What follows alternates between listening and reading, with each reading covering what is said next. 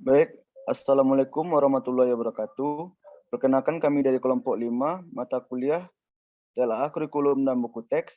Di sini kami beranggotakan yang pertama saya sendiri Jumadil Hasan, yang kedua ada Nur Hafijah, yang ketiga ada Sri Adinda Finisi, yang keempat ada Elsa Sintia Putri.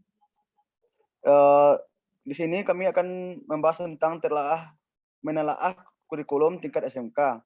Yang kami telaah di sini adalah RPP mata pelajaran OTK Humas dan keprotokolan kelas 11 semester 2 genap SMK Negeri 1 Lembah Gumanti. Untuk dosen pengampu kami adalah Ibu Ognariana SPD MPDE. Baik, untuk pembahasan yang pertama itu tentang komponen RPP K13 yang akan dibahas langsung oleh saudari Adinda Finisi. Kepada Adinda dipersilakan. Baiklah, terima kasih kepada moderator yang telah mempersilahkan saya. Di sini saya akan membahas tentang komponen RPP K13. Menurut Permendikbud nomor 22 tahun 2016 halaman 6 sampai 7, komponen RPP terdiri atas yang pertama yaitu ada identitas sekolah yaitu nama satuan pendidikan. Yang kedua, identitas mata pelajaran atau tema atau subtema. Yang ketiga, kelas atau semester. Yang keempat, ada materi pokok. Yang kelima, ada alokasi waktu ditentukan sesuai dengan keperluan untuk pencapaian kompetensi dasar dan beban belajar dengan mempertimbangkan jumlah jam pelajaran yang tersedia dalam silabus dan kompetensi dasar yang harus dicapai. Selanjutnya, tujuan pembelajaran yang dirumuskan berdasarkan kompetensi dasar dengan menggunakan kata kerja operasional yang dapat diamati dan diukur yang mencakup sikap, pengetahuan, dan keterampilan. Selanjutnya yaitu kompetensi dasar dan indikator pencapaian kompetensi. Selanjutnya, materi pembelajaran yang memuat fakta, konsep, prinsip, dan prosedur yang relevan dan ditulis dalam bentuk butir-butir sesuai dengan rumusan indikator ketercapaian kompetensi. Selanjutnya yaitu ada metode pembelajaran untuk mewujudkan suasana belajar dan proses pembelajaran dalam mencapai kompetensi dasar yang disesuaikan dengan karakteristik peserta didik dan kompetensi dasar yang akan dicapai. Selanjutnya, media pembelajaran yaitu berupa alat bantu proses pembelajaran untuk menyampaikan materi pelajaran. Selanjutnya, sumber belajar dapat berupa buku, media cetak, dan elektronik, alam sekitar, atau sumber belajar yang lain yang relevan. Selanjutnya yaitu langkah-langkah pembelajaran yang dilakukan melalui tahapan pendahuluan, inti, dan penutup. Dan yang terakhir yaitu penilaian hasil belajar. Sekian materi yang saya sampaikan, saya kembalikan pada moderator. Baik, terima kasih kepada Saudari Dinda yang telah menjelaskan tentang komponen K13. Selanjutnya tentang telaah kurikulum yang akan dibahas langsung oleh Elsa Sintia Putri. Kepada Saudari Elsa dipersilakan. Baik, terima kasih kepada moderator. Baiklah, selanjutnya itu mengenai telaah kurikulum. Adapun hasil diskusi kami terkait RPP SMK Administrasi Perkantoran, di mana di sini telaah kurikulum merupakan pengkajian terhadap kesesuaian RPP yang disusun terhadap komponen kurikulum yang ada mulai dari tujuan, isi atau materi, model pembelajaran, media pembelajaran, serta evaluasi atau penilaian seperti yang telah dipelajari sebelumnya. Setelah melakukan telaah atau observasi terhadap RPP OTK, Humas, dan keprotokolan kelas 11 semester 2 SMK Negeri 1 Lembah Gumanti tahun pelajaran 2020-2021 dengan kompetensi keahlian otomatisasi dan tata kelola perkantoran. Di sini ada tabel telaah kurikulum SMA, yaitu RPP mata pelajaran OTK Humas dan keprotokolan kelas 11 semester 2. Adapun yang pertama yaitu komponennya tujuan pembelajaran. Hasil dari telaahnya yaitu tujuan pembelajaran ini telah sesuai seluruhnya. Kemudian yang kedua, materi atau kegiatan pembelajaran. Hasil telaahnya yaitu sesuai seluruhnya. Dan yang ketiga ada model pembelajaran. Hasil telaahnya sesuai sebagian. Dan yang keempat ada evaluasi hasil belajar, di mana hasil telaahnya sesuai seluruhnya. Nah, penjelasan untuk poin pertama, tujuan pembelajaran. Pada komponen tujuan pembelajaran terdiri dari kesesuaian dengan proses pembelajaran dan hasil belajar yang dirumuskan dengan kompetensi dasar. Aspek kesesuaian tujuan pembelajaran dengan proses pembelajaran dan hasil belajar yang dirumuskan tersebut menurut hasil telaah adalah sesuai seluruhnya, yang mana mencukupi mulai dari pemahaman konsep, penampilan sikap, pembentukan sikap, dan pembuatan keputusan serta tanggung jawab.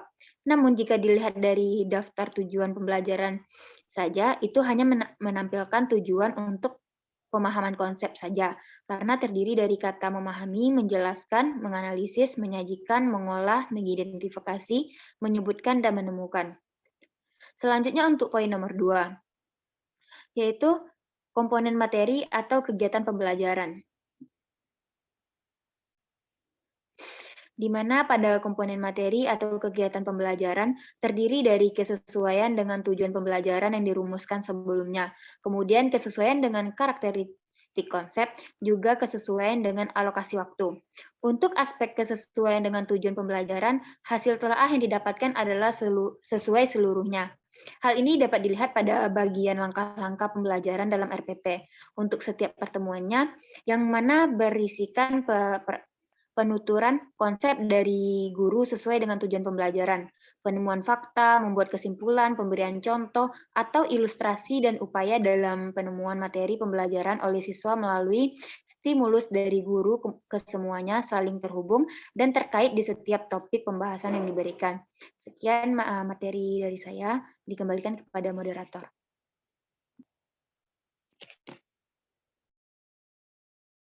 Baik, terima kasih kepada Saudari Elsa yang telah memberikan penjelasannya. Selanjutnya tentang mode pembelajaran dan evaluasi hasil belajar yang akan dibahas langsung oleh Saudari Nur Hafizah. Kepada Saudari Fija dipersilakan.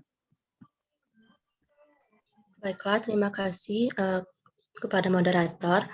Saya akan melanjutkan yaitu untuk poin ketiga tentang model pembelajaran. Komponen model pembelajaran terdiri dari kesesuaian dengan tujuan pembelajaran dan kesesuaian dengan pendekatan penemuan atau penelitian. Untuk aspek kesesuaian dengan tujuan pembelajaran, hasil telaah menunjukkan sesuai sebagian. Hal ini dapat dilihat dari RPP yang mana model pembelajaran yang digunakan di keseluruhan kompetensi dasar adalah model blended learning atau pembelajaran campuran, yang artinya metode belajar di mana proses belajar tatap kelas atau tatap muka berpadu dengan proses e-learning secara harmonis.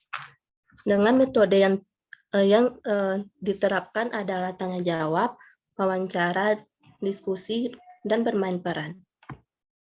Yang keempat ada evaluasi hasil belajar. Terakhir adalah komponen penilaian yang terdiri dari aspek kesesuaian dengan model dan bentuk penilaian yang dapat dipercaya dan kesesuaian dengan indikator setelah ditelaah menunjukkan sesuai seluruhnya. Hal ini dapat dilihat dari RPP yang berisikan beberapa bentuk penilaian yang dilakukan oleh guru, mulai dari penilaian sikap, pengetahuan, dan keterampilan.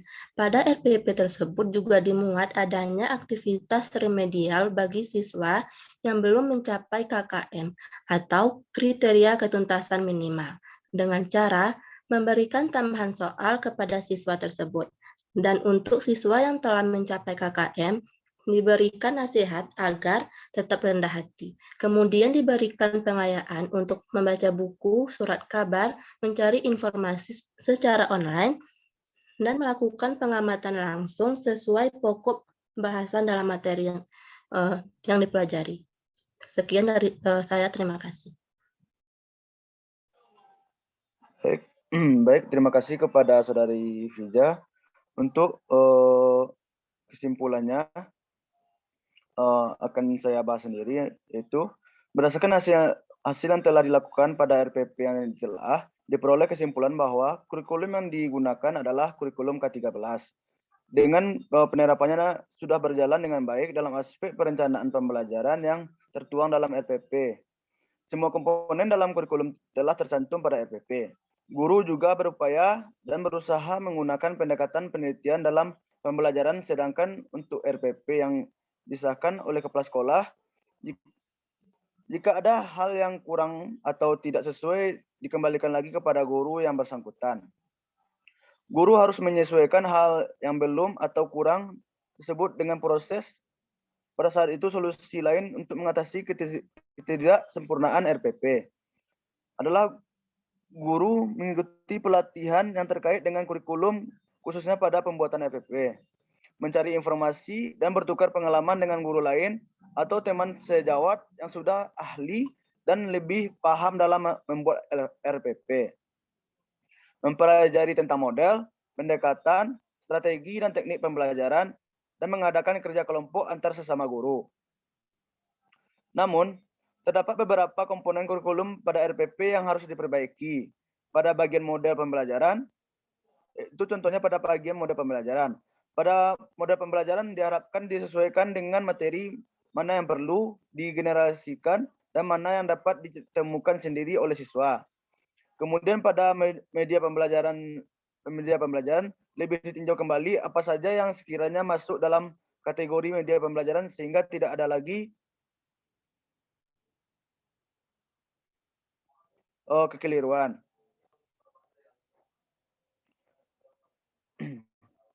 Baik, sekian hasil diskusi atau hasil presentasi dari kelompok kami. Apabila ada kesalahan kami mohon maaf. Di sini saya tutup. Wassalamualaikum warahmatullahi wabarakatuh.